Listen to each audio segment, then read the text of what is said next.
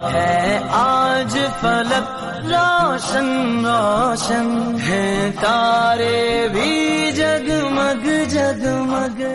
الحمدللہ رب العالمین والعاقبۃ للمتقین والصلاة والسلام علی سید الانبیاء والمرسلین. اما بعد فاعوذ باللہ من الشیطان الرجیم. بسم اللہ الرحمن الرحیم. رب اشرح لی صدری ویسر لی امری واحلل عقدۃ من لسانی یفقہوا قولی. اللہم صلی علی سیدنا و مولانا محمد وعلی آل سیدنا و مولانا محمد وبارک وسلم. سیدنا کریم صلی اللہ علیہ وآلہ وسلم. برادران اسلام، السلام علیکم ورحمۃ اللہ وبرکاتہ.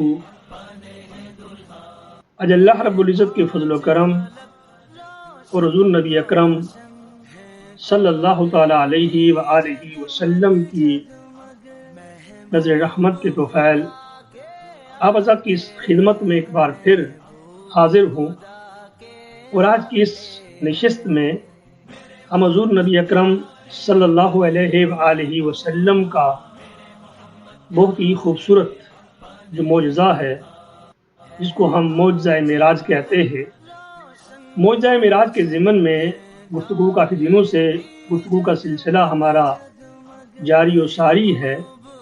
اور آج ہمارا جو موضوع ہے جس پر آج ہم گفتگو کریں گے وہ ہے مکاشفات. یعنی حضور نبی اکرم صلی اللہ علیہ وآلہ وسلم نے سفر معراج کے دوران آپ نے کیا کیا ملاحظہ فرمایا، آپ نے کیا کیا دیکھا. احباب گرامی قدر، یہ انتہائی اہم ہے. جس طرح جسم کے اندر مغز ہوتا ہے، برین ہوتا ہے جسم کے اندر، باڈی کے اندر، جس طرح حضور نبی اکرم صلی اللہ علیہ وآلہ وسلم نے فرمایا الدعاء مخ العبادہ، کہ دعا عبادت کا مغز ہے. اسی طرح واقعہ معراج میں جو مکاشفات ہیں وہ مغز ہے، وہ برین ہے. اس پورے کی پورے واقعہ کا وہ اہم ترین جز ہے. ان کا سمجھنا ہر بندہ مومن کے لیے، ہر کلمہ گو کے لیے اشد ضروری ہے. ان کا جاننا اور پھر اس کے اوپر عمل درآمد کرنا، یہ انتہائی اہم ترین ہے. اگر ہم لوگ اس کو نہیں جانیں گے تو پھر یقیناً ہم واقعہ معراج سے کما حق ہم آگاہ نہیں ہو سکتے، اور نہ ہی واقعہ معراج میں ہونے والے جو مقاصد ہیں ان کو ہم جان سکتے ہیں. تو احباب گرامی قدر، اس کو ہم عزیز الامت جسٹس پیر محمد کرم شاہ رضوی رحمۃ اللہ علیہ نے اپنی مایہ ناز تصنیف ضیاء النبی میں اس کو جو ٹائٹل دیا ہے وہ ہے مکاشفات.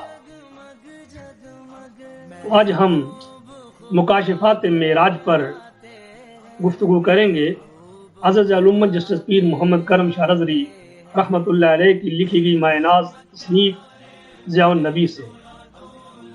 آپ ارشاد فرماتے ہیں کہ اس سفر مقدس میں اللہ تبارک و تعالیٰ نے اپنے حبیب کریم صلی اللہ تعالیٰ علیہ وآلہ وسلم کو اپنی قدرت کی آیات کبریٰ کا مشاہدہ کرایا، نیز چند اعمال پر مرتب ہونے والی اثرات اور عواقب کو محسوس پیکر میں پیش کیا گیا، تاکہ حضور صلی اللہ علیہ وآلہ وسلم کی امتی ان سے عبرت حاصل کر سکیں.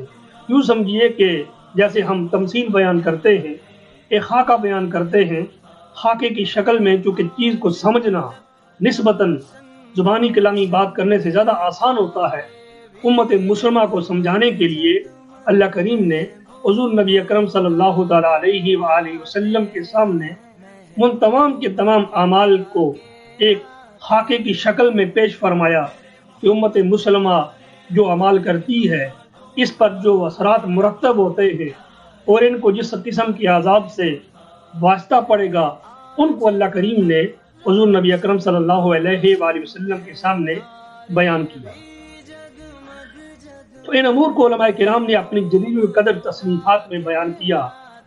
اور حضور علامت رحمۃ اللہ علیہ لکھتے ہیں کہ یہ فقیر امام محمد بن یوسف الصالحی الشامی متوفا 942 ہجری کی شرح آفاق کتاب سبل الہدا والرشاد سے استفادہ کرتے ہوئے حقائق اور مکاشفات کو ہدیہ قارئین کرنے کی سعادت حاصل کرتا ہے۔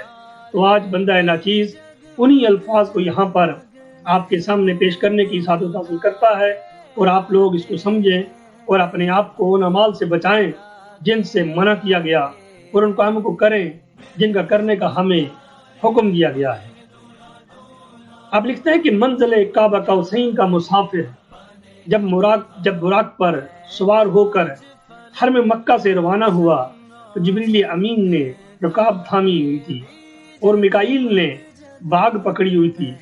کچھ دیر چلنے کے بعد ایسی سرزمین میں پہنچے جہاں کھجوروں کے باغات تھے۔ جبرائیل نے عرض کیا کہ یہاں اتریے اور نماز ادا کیجیے۔ حضور صلی اللہ علیہ وآلہ وسلم اترے اور نماز ادا کی، پھر سوار ہو کر روانہ ہوئے۔ جبرائیل نے عرض کیا، دریافت کیا، یا رسول اللہ، یا حبیب اللہ صلی اللہ علیہ وآلہ وسلم، کیا آپ جانتے ہیں کہ جہاں آپ نے نماز ادا کی وہ کون سی جگہ تھی؟ تو حضور نبی اکرم صلی اللہ تعالی علیہ وآلہ وسلم نے جب جبریل امین کا یہ سوال سنا تو آپ نے پھر جواب دیا۔ وہ جواب کیا تھا یہ بھی سماعت فرمائیے۔ تو حضور صلی اللہ علیہ وسلم نے فرمایا کہ ساتھ ہی خود ہی بتا دیا جبریل امین نے کہ وہ کون سی جگہ تھی۔ حضور صلی اللہ علیہ وسلم نے فرمایا نہیں۔ جبریل امین نے کہا کہ آپ نے طیبہ کی سرزمین پر نماز ادا کی ہے، اور یہی وہ مقام ہے، آپ کی ہجرت گاہ ہے۔ اور پھر براق تیز رفتاری سے سفر کرنے لگا۔ تو گویا کہ جبریل امین نے اس مقام کی نشاندہی کی جہاں پہ حضور نبی اکرم صلی اللہ تعالی علیہ وآلہ وسلم نے ہجرت کر کے وہاں جانا تھا۔ اس کے بعد پھر آگے فرماتے ہیں کہ اب براق نے پھر سفر شروع کر دیا، اور براق کی تیز رفتاری کا عالم یہ تھا کہ جہاں اس کی نگاہ پڑتی تھی وہاں ہی اس کے قدم لگتے تھے۔ یعنی یہاں پر حضور علامت رحمۃ اللہ علیہ نے سبل الہدا کے حوالہ سے حضور نبی اکرم صلی اللہ علیہ وآلہ وسلم کی معراج کے دوران جو جانور تھا، جو سواری تھی، اس کے بارے میں بیان فرما رہے ہیں کہ اس کی رفتار اتنی تیز تھی کہ جہاں پر اس کی نگاہ پڑتی وہاں پر وہ ایک قدم رکھتا تھا۔ اور پھر ایک جگہ جبریل امین نے عرض کیا، اتریے اور 2 رکعت نفل پڑھیے۔ حضور صلی اللہ علیہ وآلہ وسلم نے ایسا ہی کیا، پھر سوار ہو کر سوئے منزل روانہ ہوئے۔ حضرت جبرائیل نے کہا، آپ کو معلوم ہے کہ آپ نے کہاں نماز ادا کی؟ فرمایا نہیں۔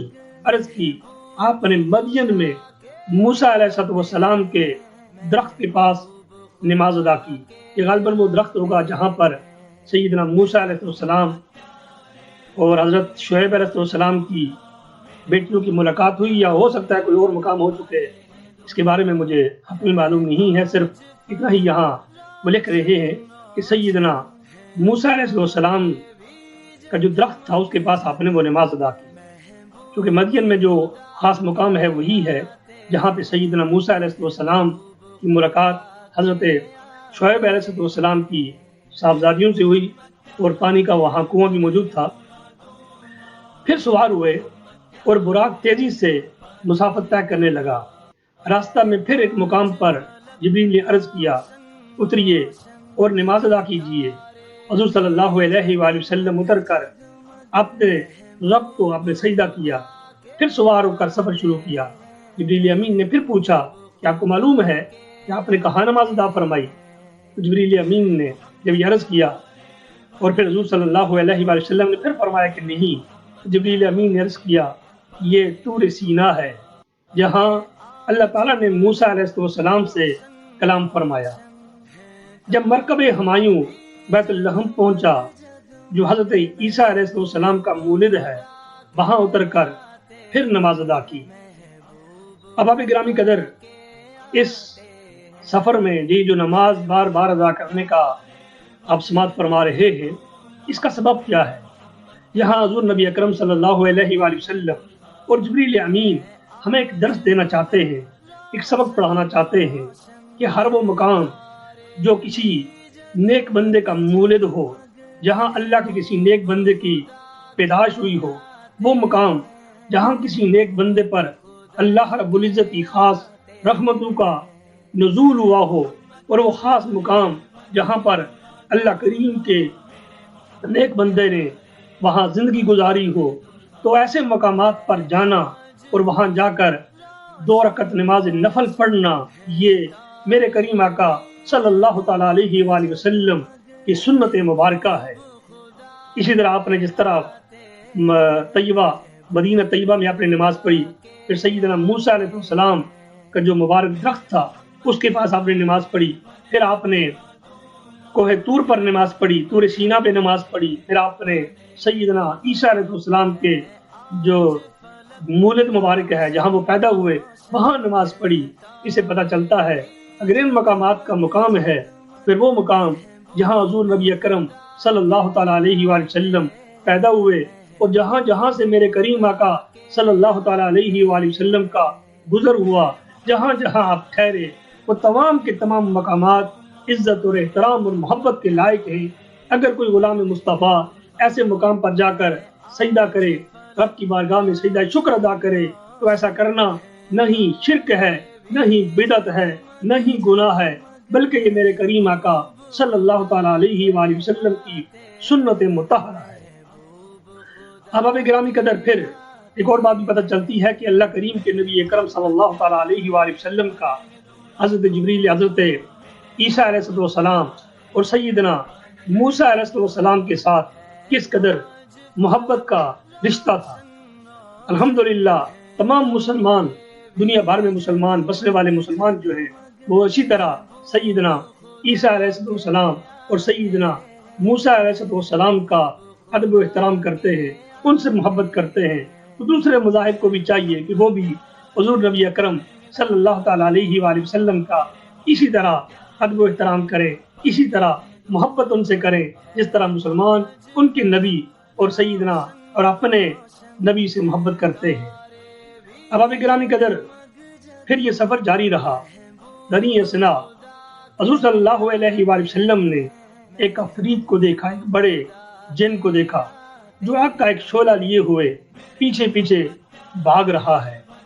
حضرت جبریل نے عرض کیا کہ کیا میں آپ کو ایسے کلمات نہ بتاؤں کہ جب آپ ان کی تلاوت کریں تو اس کا یہ شعلہ بجھ جائے اور وہ منہ کے بل گر پڑے؟ رسول اللہ صلی اللہ علیہ وآلہ وسلم نے فرمایا ضرور۔ تو حضرت جبریل امین نے یہ دعا سکھائی، قل اعوذ بوجہ اللہ الکریم وبکلمات اللہ التامہ التی لا یجاوزہن بر ولا فاجر من شر ما ينزل من السماء ومن شر ما يعرج فيها ومن شر ما زرع في الأرض ومن شر ما يخرج منها ومن شر فتن الليل والنهار ومن توارق الليل والنهار إلا تاركا يترك بخير یا رحمان۔ احباب گرامی قدر، حضور نبی اکرم صلی اللہ علیہ وآلہ وسلم نے جب یہ کلمات طیبات پڑھے تو وہ شعلہ بجھ گیا۔ تو یہاں سے پتہ چلتا ہے کہ اچھے کلمات کی تلاوت کرنا، جو قرآن کریم کی اگر آیت نہ بھی ہو، اہل اللہ کے ہاں جس طرح مختلف انداز میں دم پڑے جاتے ہیں، تو یہ بات بھی، ایسا کرنا بھی غیر شرعی عمل نہیں ہے، بلکہ یقیناً یہ بھی شریعت مبارکہ کا حصہ ہے۔ اس لیے جنات سے بچنے کے لیے، شیاطین سے بچنے کے لیے اگر ایسے کلمات پڑھے جائیں تو یہ بھی میرے کریم آقا صلی اللہ تعالیٰ علیہ وآلہ وسلم کی سنت مطہرہ مبارکہ ہے۔ احباب گرامی قدر، پھر اسی اثناء سفر میں یہ منظر بھی دیکھا گیا۔ اب یہاں پر وہ تماثیل بیان کی جا رہی ہے جو میرے کریم آقا صلی اللہ علیہ وآلہ وسلم کو جو دکھائی گئی، یہ مقام عبرت ہیں ہم سب کے لیے۔ جہاں جہاں ہمیں کمی ہے ہم کوشش کریں کہ اپنی کمی کو دور کریں۔ فرماتے ہیں کہ ایک قوم میں نے دیکھی، ایک قوم سے آپ نے فرمائی کہ ایک قوم ہے جو کھیتی باڑی کرتی ہے، یعنی فارمنگ کرتی ہے، اور وہ لوگ جو آج جو فصل بوتے ہیں، دوسرے دن وہ فصل تیار ہو جاتی ہے، وہ اسے کاٹ لیتے ہیں، پھر وہ فصل جو کہ تو لے لہانے لگتی ہے۔ حضور صلی اللہ علیہ وآلہ وسلم نے فرمایا کہ جبریل یہ کیا ہے؟ جبریل نے عرض کیا کہ یہ اللہ کے مجاہد ہیں جن کی نیکیوں کو 700 گنا کر دیا جاتا ہے، اور جو وہ خرچ کرتے ہیں اس کی جگہ ان کو اسی وقت دے دیا جاتا ہے۔ پھر حضور صلی اللہ علیہ وآلہ وسلم نے ایک بڑی دل خوشا خوشنما سونگی۔ تو آپ گرامی قدر یہاں پر ایک اور بات عرض کرتا چلوں کہ اگر ہم مکاشفات معراج کی ترتیب دیکھیں تو پہلے رب کائنات نے حضور نبی اکرم صلی اللہ علیہ وآلہ وسلم کو وہ چیزیں دکھائیں جن کا تعلق خوشخبریوں سے ہے، اس کے بعد وہ چیزیں دکھائیں جن کا تعلق انذار سے ہے، ڈرانے سے ہے۔ تو حضور نبی اکرم صلی اللہ تعالیٰ علیہ وآلہ وسلم چونکہ مبشر اور نذیر بن کر تشریف لائے، تو وہ احباب ابھی تک جو ہمارے ساتھ آن لائن ہیں ان سے گزارش ہے کہ اس خوبصورت پیغام کو شیئر کیجئے، اور جو ابھی تک نہیں آ سکے ان سے گزارش ہے وہ بھی ہمارے اس پروگرام کو جوائن کیجئے۔ یہ انتہائی اہم ترین پروگرام ہے معراج کا۔ تو میں نے کر رہا تھا کہ حضور نبی اکرم صلی اللہ تعالیٰ علیہ وآلہ وسلم نے یہاں پر جو چیزیں بیان فرمائی، ایک تو یہ کہ پہلے آپ نے خوشخبریاں ذکر فرمائی اور پھر آپ نے ڈرایا، گویا کہ آپ نے پہلے جو آپ کی صفت مبشر ہے اس کا اظہار کیا اور پھر صفت نذیر کا اظہار کیا۔ تو رب کائنات نے بھی قرآن کریم میں بار بار اسی ترتیب کو ملحوظ رکھا، اور میرے کریم آقا صلی اللہ علیہ وآلہ وسلم نے بھی اسی ترتیب کو ملحوظ رکھا۔ اس کا سبب کیا ہے؟ مجھے جو سمجھ آتا ہے وہ یہ ہے کہ اللہ کریم کے ساتھ رشتے دو طریقے سے قائم کیے جاتے ہیں۔ ایک رشتہ اس کے خوف کا ہے کہ غلاموں کو، اللہ کے نبی کے غلاموں کو ڈرایا جائے کہ جہنم بڑا خوفناک ہے، جہنم کے عذاب بڑے سخت ہیں، اور ایک طریقہ یہ ہے کہ انہیں جنتی خوشخبریاں دے کر، انہیں اللہ کریم کی محبت دکھا کر، اللہ کریم کی محبت سنا کر انہیں رب سے قریب کیا جائے۔ اور وہ رشتے جو محبت کی بنیاد پر ہوتے ہیں، یاد رکھیے وہ رشتے بڑے مضبوط ہوتے ہیں۔ دنیا کے اندر وہ رشتے کبھی نہیں ٹوٹتے جن کی بنیاد محبت کی بنیاد پر ہوتی ہے، اور وہ رشتے جو کسی خوف، کسی لالچ، کسی حرص کی بنیاد پر قائم کیے جاتے ہیں، وہ دیر پا کبھی نہیں رہتے۔ وہ چاہے زندگی سیاسی زندگی ہو، چاہے وہ مذہبی زندگی ہو، چاہے وہ ہماری آئلی زندگی ہو، چاہے وہ کسی بھی نوعیت کا ہمارا تعلق ہو، اگر رشتے لالچ کی بنیاد پر، حرص کی بنیاد پر قائم ہوں گے وہ کبھی بھی دیر پا نہیں ہوں گے۔ لیکن وہ رشتے جن کا تعلق فقط محبت پہ ہو، وہ رشتے ہمیشہ دیر پا ہوتے ہیں۔ اس لیے یہاں پر پہلے ان لوگوں کا تذکرہ کیا جن نے رب کی محبت میں اپنا سب کچھ لٹا دیا، تو رب کائنات نے ان پر کیا نوازشات کی وہ آپ مزید سماعت فرمائیے۔ پہلا واقعہ آپ سماعت کر چکے کہ شہداء جو اپنے رب کی بارگاہ میں جو مجاہد ہیں، اپنی جانوں کے نذرانے پیش کرتے ہیں، رب کائنات ان کو ہر لمحہ وہ صلے عطا فرماتا ہے۔ اس کے بعد احباب گرامی قدر آگے مزید ارشاد فرمایا، پھر آپ نے حضور صلی اللہ علیہ وسلم نے ایک بڑی دلکشا خوشبو سونگی۔ جبریل نے عرض کیا کہ یہ خوشبو کیا ہے؟ تو جبریل نے عرض کیا، یہ بتایا کہ یہ خوشبو فرعون کی بیٹی ماشطہ کہتے ہیں بناؤ سنگار کرنے والی۔ آج کے دور میں اگر ہم کہیں تو بیوٹی پارلر پہ کام کرنے والی کو عربی میں ماشطہ کہتے ہیں۔ تو یہاں پر وہ جو ماشطہ تھی بناؤ سنگار کرنے والی، اس کی اولاد کی ہے۔ دیکھیے یہاں پر عورت کام کیا کرتی ہے اور اس کا مقام کیا بیان کیا جا رہا ہے۔ میرے کریم آقا صلی اللہ علیہ وآلہ وسلم کو خوشبو سنگائی جا رہی ہے، اور یہ خوشبو کس کی ہے؟ یہ فرعون کی بیٹی کی بناؤ سنگار کرنے والی عورت اور اس کی اولاد کی خوشبو ہے۔ اب یہاں پر اس کا واقعہ کیا ہے؟ آخر اس کو اس مقام سے کیوں نوازا گیا؟ اس کا واقعہ یہ ہے کہ ایک روز فرعون کی بیٹی کو وہ کنگھی کر رہی تھی، اور وہ کنگھی گر پڑی، اس کے منہ سے نکلا بسم اللہ تعیس فرعون، اللہ کے نام سے اٹھاتی ہوں خدا فرعون کو ہلاک کرے، کہ وہ خدائی کا جھوٹا مدعی ہے۔ فرعون کی بیٹی نے اسے کہا کہ میرے باپ کے بغیر تمہارا کوئی دوسرا خدا ہے؟ اس نے کہا کہ بے شک میرا رب اور تیرا رب اللہ تبارک و تعالی ہے۔ اس عورت کے 2 بیٹے تھے، ایک خامن تھا۔ فرعون کو معلوم ہوا تو اس نے ان سب کو بلا بھیجا، اور اس عورت اور اس کے خامن کو بڑا بلایا پھسلایا کہ وہ اس کو خدا مان لیں۔ جب انہوں نے انکار کر دیا اس نے دھمکی دی کہ میں تمہیں تہ تیگ کر دوں گا، اور دونوں بولے احسانا منک ان قتلتنا ان تجعلنا فی بیت، کہا کہ یہ تو تیرا بڑا احسان ہوگا کہ تو ہمیں قتل کر دے اور ایک ہی مکان میں دفن کر دے۔ احباب گرامی قدر، اس نے تانبے کی ایک دیگ کو خوب گرم کیا، کاپر کی بنی ہوئی دیگ کو گرم کیا اور حکم دیا کہ اس عورت کو اور اس کی اولاد کو اس میں پھینک دیا جائے۔ فرعون کے کارندے ان معصوم بچوں کو یکے بعد دیگرے اس کھولتی ہوئی دیگ میں ڈالنے لگے۔ آخر میں ایک شیر خوار بچے کو اس میں پھینکا گیا۔ اس نے بلند آواز سے کہا، اے میری ماں، صبر کرنا اور حق سے منہ نہ موڑنا، تو ہی حق پر ہے۔ احباب گرامی قدر، سے پتہ چلا کہ ہم بعض اوقات لوگوں کے اعمال دیکھ کر ان کے اوپر جہنم کی فتوے گاڑ دیتے ہیں، اور یہ فتوے اس قدر اب عام ہو گئے ہیں کہ ہم بڑے بڑے اہل اللہ کو، بڑے بڑے برگزیدہ شخصیات کو، بڑے بڑے علماء کو، فضلاء کو، نیک بندوں کو پر بھی ہم لوگ یہ فتوے لگانے سے باز نہیں آتے۔ یہ عورت بظاہر بناؤ سنگار کرنے والی تھی، لیکن رب نے اس کا خاتمہ کس انداز میں کیا، اور رب کائنات نے اس کو کتنے بڑے مقام سے نوازا۔ اس لیے کسی پر بھی ایسے فتوے لگانا قطعاً مناسب نہیں ہے۔ پھر حضور صلی اللہ علیہ وآلہ وسلم کا گزر ایک ایسی قوم کے پاس سے ہوا جن کے سروں کو کوٹا جا رہا تھا، اور وہ پھر فوراً پہلے کی طرح درست ہو جاتے۔ احباب گرامی قدر، یہ اب مقام عبرت شروع ہونے والے ہیں۔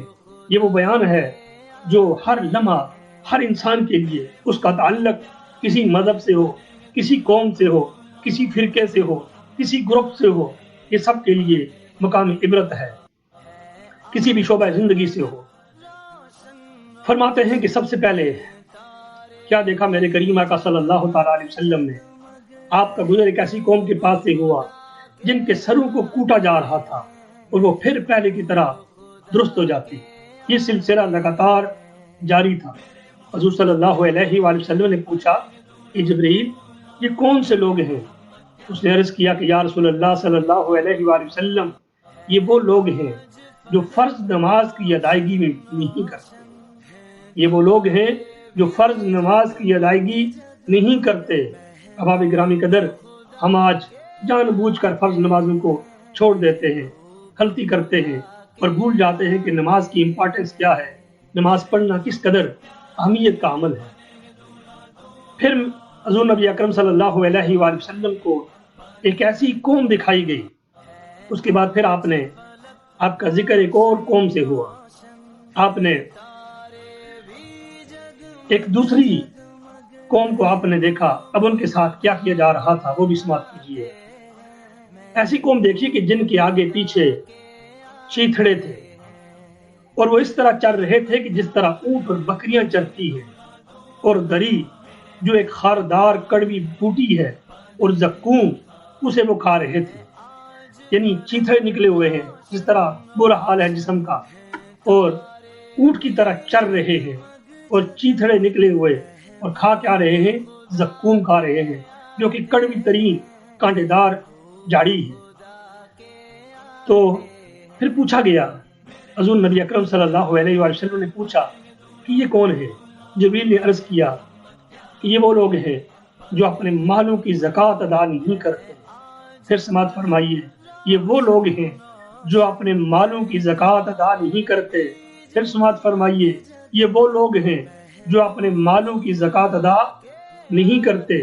رب نے ان پر بڑے کرم کیے ہوتے ہیں، بینک بیلنس کے انبار ہوتے ہیں، اپنی جائیدادوں کا پتہ نہیں ہوتا، لیکن رب کے نام پر جب زکوٰۃ دینے کا مرحلہ آتا ہے تو وہ کنجوسی کا مظاہرہ کرتے ہیں، تو یہ ان کی سزا ہے۔ اور پھر آگے یہ بھی فرمایا، اللہ تعالیٰ نے ان پر کوئی ظلم نہیں کیا، یعنی اللہ تعالیٰ نے ان پر جو کچھ کیا یہ ظلم نہیں ہے، بلکہ ان کی سزا ہے کہ انہوں نے غریبوں کا حق مارا، مظلوموں کا حق مارا، اور ان کے حق کو پر ڈاکے ڈالے، ان کا حق ان کے حوالے نہیں کیا۔ اس لیے ہمیں چاہیے کہ ہم یہ بیان سننے کے بعد جتنی زکوٰۃ ہماری بنتی ہے ہر بندہ وہ زکوٰۃ ادا کرے۔ اس کے بعد پھر فرماتے ہیں کہ میرا قوم، پھر مجھے ایک اور ایسی قوم دکھائی گئی جن کے پاس ایک ہانڈی میں پکا ہوا لذیذ گوشت ہے، اور دوسری میں بدبودار گوشت ہے، اور وہ لوگ پاک اور لذیذ گوشت کو نہیں کھاتے اور اس ردی اور بدبودار گوشت پر ٹوٹے پڑتے ہیں۔ حضور صلی اللہ علیہ وآلہ وسلم نے ان کے بارے میں پوچھا، انہوں نے عرض کی کہ حضور کی امت کے وہ لوگ ہیں جن کے پاس حلال اور طیب بیویاں ہیں، لیکن وہ بدکار عورتوں کے پاس رات گزارتے ہیں، اور یہی حال اس عورت کا ہوگا جو حلال اور طیب خاوند کی موجودگی میں خبیث آدمی کی طرف رجوع کرتی ہے۔ احباب گرامی قدر، یہ بہت ہی اہم ترین نقطہ ہے۔ آج ہمارے معاشرے کی جو تباہی ہو رہی ہے، اگر صرف اس ایک بات کو سمجھ لیا جائے تو آج ہمارے رشتوں کا جو تقدس پامال کیا جا رہا ہے، آج جو ہمارے رشتوں میں ایک بے تحاشا قسم کی صورتحال پیش کی جا رہی ہے، رشتے تباہ و برباد ہو رہے ہیں، اس کا سبب یہ ہے۔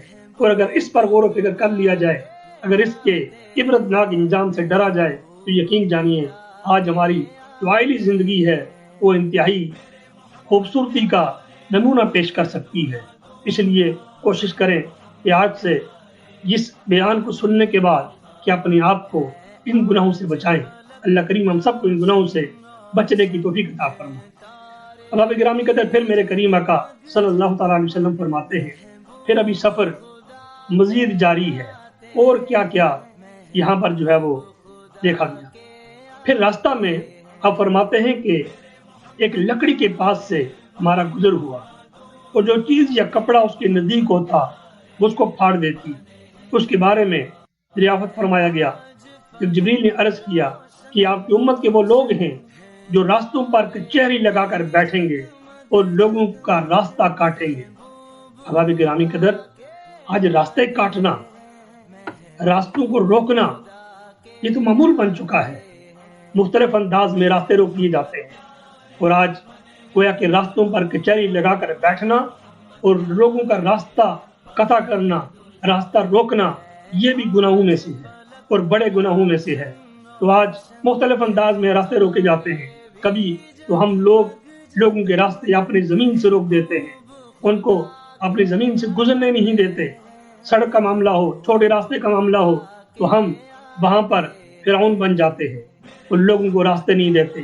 اور کبھی کبھار ہم اپنے احتجاج کے لیے بھی لوگوں کے راستے بند کرتے ہیں، اور کبھی ہم پروٹوکول کی خاطر بھی لوگوں کے راستوں کو بند کر دیا جاتا ہے۔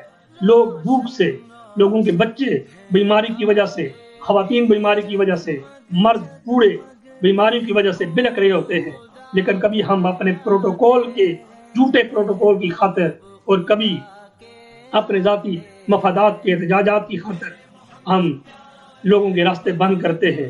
گویا کہ راستوں کو کاٹنا، راستوں کے اندر کچہریاں لگانا، یہ بھی مقام عبرت ہے۔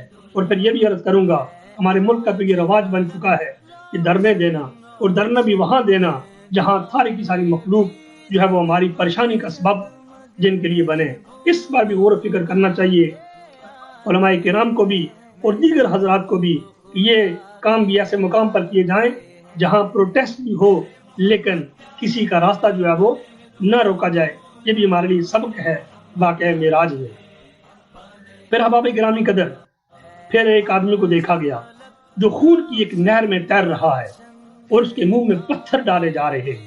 اور سے سنیے، خون کی نہر ہے، اس میں وہ غوطہ زنی کر رہا ہے اور اس کے منہ میں پتھر ڈالے جا رہے ہیں۔ پوچھنے پر جبریل امین نے بتایا کہ یہ سود خور ہے۔ پھر سنیے، آج ہماری اسمبلیاں، آج ہمارے ملک، آج ہمارے قوانین سود خوری پر قوانین بناتے ہیں کہ ہم نے کتنی % سود دینا ہے، کس طرح ہم نے اس سودی کاروبار کو عروج دینا ہے۔ اس سودی کاروبار نے پوری دنیا کا نظام درہم برہم کر کے رکھ دیا ہے۔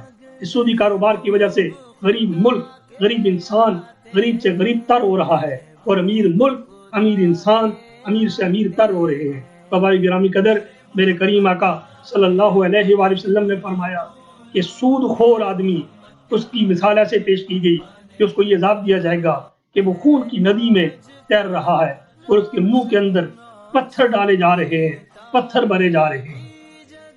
پھر اس کے بعد ایک ایسا آدمی نظر آیا جس نے بڑی بھاری برکم گٹھڑی باندھی ہوئی ہے، اور لیکن وہ اس کو اٹھا نہیں سکتا، اور اس گٹھڑی میں مزید اضافہ کرنا چاہتا ہے۔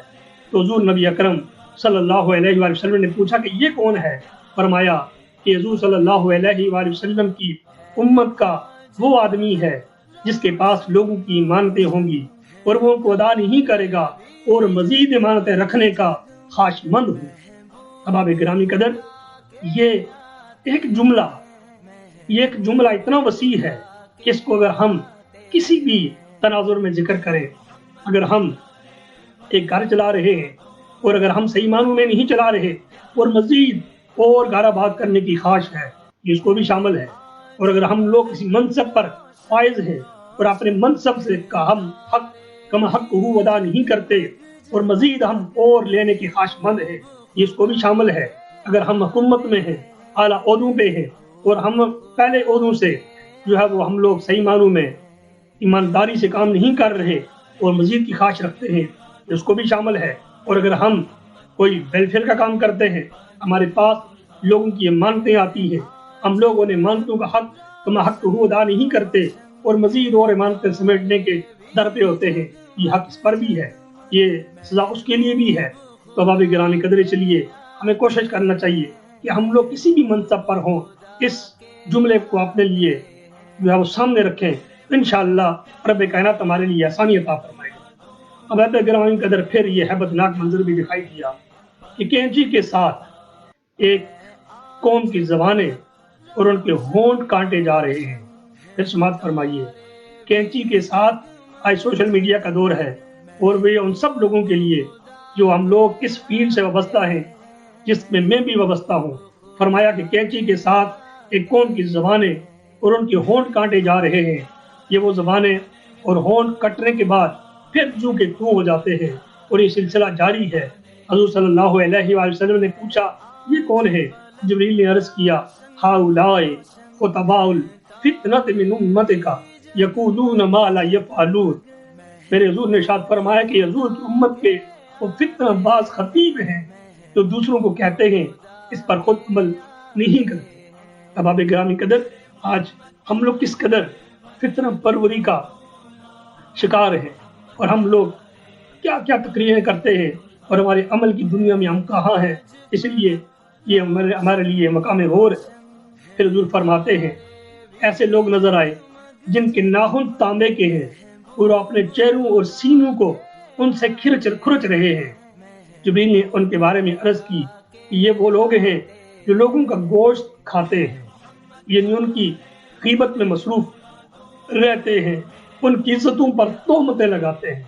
باب گرامی قدر، آج سوشل میڈیا میں یہ چیز اس قدر عام ہے کہ ہم لوگ جس کے لیے چاہتے ہیں، جس شخصیت پر چاہتے ہیں، ہم تہمتیں لگاتے ہیں اور ہم ذرا بھی حیا نہیں کرتے، ذرا بھی نہیں سوچتے کہ ہماری تہمتیں لگانے سے ان لوگوں کے دلوں پر کیا گزرتی ہے۔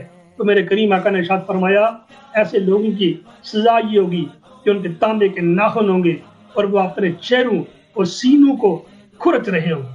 اس سے غور نقطہ بھی پتہ چلتا ہے کہ اپنے چہروں پر تھپڑ مارنا، اپنے سینوں کی سینہ کو بھی کرنا، یہ کوئی فضیلت نہیں ہے بلکہ یہ سزا ہے۔ رب کائنات ہمیں ایسی سزاؤں سے بچنے کی توفیق عطا فرمائے۔ پھر سرکار دو عالم صلی اللہ علیہ وآلہ وسلم کا سفر جاری ہے۔ راستہ میں ایک بڑی خوبصورت راستہ عورت ملی، اس کے سر پر اوڑھنی نہیں تھی اور عرض کی یا محمد انظرنی اسألک، اے نبی صلی اللہ علیہ وآلہ وسلم میری طرف نظر رحمت فرمائیے، میں آپ کو دیکھنا چاہتی ہوں، کچھ سوال کرنا چاہتی ہوں۔ لیکن حضور صلی اللہ علیہ وآلہ وسلم نے اس عورت کی طرف ذرا بھی توجہ نہ فرمائی۔ اس کے بارے میں جبریل امین سے پوچھا گیا کہ یہ کیا ہے؟ عرض کی کہ یہ دنیا تھی، اگر آپ کو اس کو آپ جواب دے دیتے تو آپ کی امت دنیا کو آخرت پر ترجیح دے۔ اس کا مطلب یہ ہے اب بھی امت میں ایسے لوگ موجود ہیں جو کہ آخرت کو دنیا پر ترجیح دیتے ہیں۔ اگر میرے کریم آقا دیکھ لیتے تو پھر شاید کچھ اور ہی منظر ہوتا اس کائنات کا۔ پھر حضور فرماتے ہیں کہ پھر حضور کا گزر اس سرخ ٹیلے کے پاس سے ہوا، یہاں حضرت موسیٰ علیہ السلام کی قبر ہے۔ حضور صلی اللہ علیہ وآلہ وسلم نے دیکھا کہ وہ اپنی قبر میں نماز ادا کر رہے ہیں۔ حضور صلی اللہ علیہ وآلہ وسلم نے انہیں سلام فرمایا، انہوں نے سلام کا جواب عرض کیا اور آخر میں امام الانبیاء والمرسلین صلی اللہ تعالیٰ علیہ وآلہ وسلم بیت المقدس پہنچے۔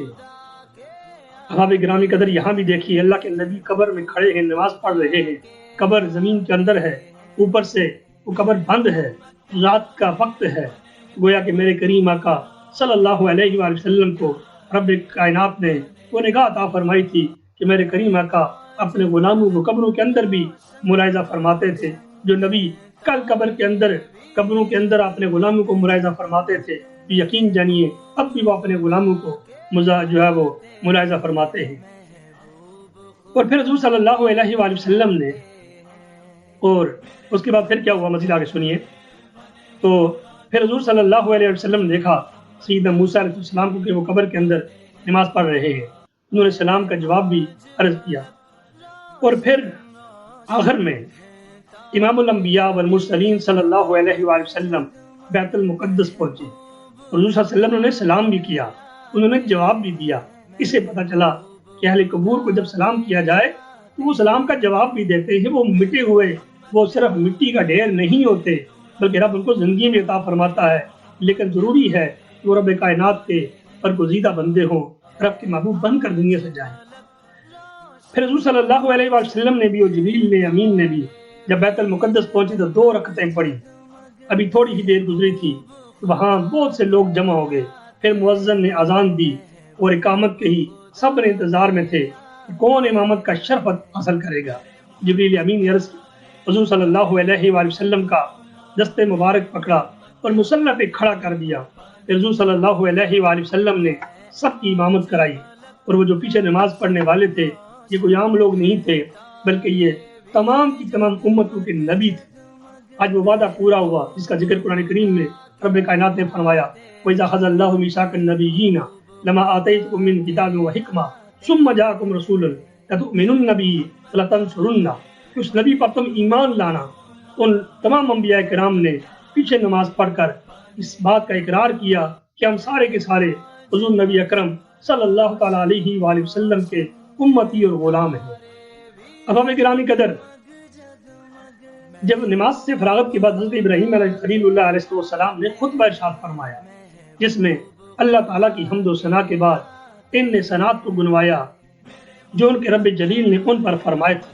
آپ نے فرمایا، آپ نے کہا، الحمدللہ الذی اتخذنی خلیلا واعطانی ملکا عظیما وجعلنی امتا قانتا یؤتم بی وانقذ من النار وجعلها علی بردا وسلاما۔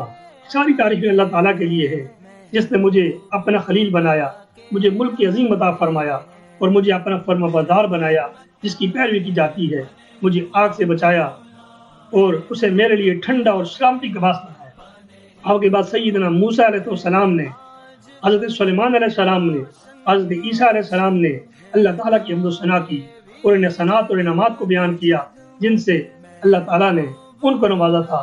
آخر میں رحمت للعالمین خاتم النبیین صلی اللہ تعالیٰ علیہ وآلہ وسلم کھڑے ہوئے اور فرمایا، تم سب نے میرے رب کی ثنا کی، اب میں اپنے رب کائنات کی حمد و ثنا کرتا ہوں، اس میں میں بارگاہ رب میں ثنا گستری میں لب کشا ہوتا ہوں۔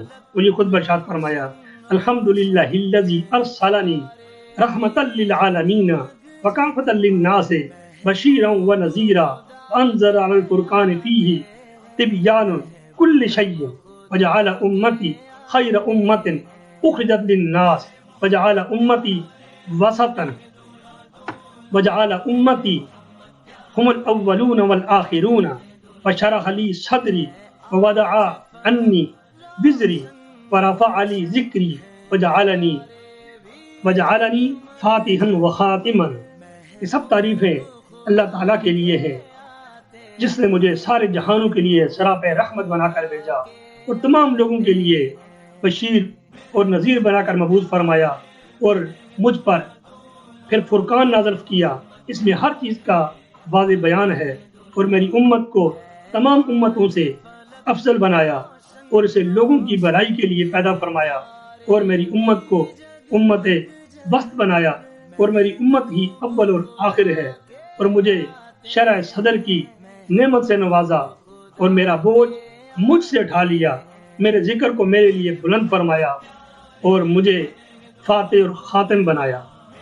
یہ جان پرور کلمات سن کر حضرت ابراہیم علیہ السلام نے گروہ انبیاء کو مخاطب کرتے ہوئے ارشاد فرمایا، آپ فرماتے ہیں بہذا فضلکم محمد صلی اللہ علیہ وسلم، ان یہ صنعت نمات کے بعد محمد عربی صلی اللہ تعالیٰ علیہ وآلہ وسلم کو سب پر فضیلت ہے۔ احباب گرامی قدر، یہ بیان آپ نے سن لیا کہ میرے کریم آقا صلی اللہ تعالیٰ علیہ وآلہ وسلم کو رب کائنات نے کس قدر آپ پر مہربانیاں کی اور امت مصطفیٰ کو کس طرح آپ نے ان کی رہنمائی کی۔ دعا ہے اللہ کریم کی ذات سے کہ اللہ کریم جو کچھ میں نے بیان کیا، اللہ کریم مجھے اور آپ کو، ہم سب کو اس پہ عمل کرنے کی توفیق رفیق عطا فرمائے، اور رب کائنات وہ چیزیں جن سے منع کیا گیا اللہ کریم ہمیں ان سے بچائے، اور اللہ تبارک و تعالیٰ کی ذات ہماری حال تیرے مکرم فرمائے اور ہمیں مقام محمد عربی صلی اللہ تعالیٰ علیہ وآلہ وسلم سمجھنے کی توفیق رفیق عطا فرمائے۔ وما علیہ الا البلاغ المبین، اور اس خوبصورت پیغام کو خود بھی سنیے اور دیگر احباب تک پہنچائیے تاکہ زیادہ سے زیادہ لوگ اس سے مستفید ہو سکیں۔